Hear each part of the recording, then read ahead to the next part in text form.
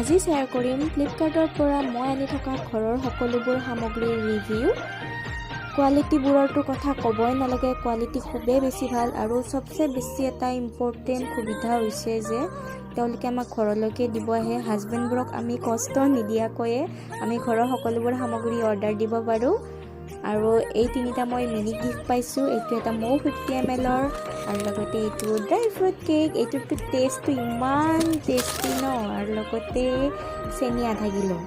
এতিয়া মই এই খেজুৰ পেকেট খুলি কিনে আপোনালোকক দেখাম। কোৱালিটি চাবচোন, আপোনালোকে নিজে গম পাব ইমান ধুনীয়া কোৱালিটি আৰু টেষ্টটো বহুত বেছি ভাল। এতিয়া মই এটা এক্টিং কৰি আপোনালোকক খাই দেখুৱাইছোঁ। চ' আজিৰ ভিডিঅ'টোত আপোনালোকে কিবা নহয় কিবা সুবিধা পাব বুলি ভাবিলোঁ। ভিডিঅ'টো চাই ভাল পালে লাইক, শ্বেয়াৰ এণ্ড ছাবস্ক্ৰাইব কৰি দিব। আজিলৈকে এৰিছোঁ, মই আপোনালোকক লগ পাম নেক্সট মিনি ভ্লগত। বাই।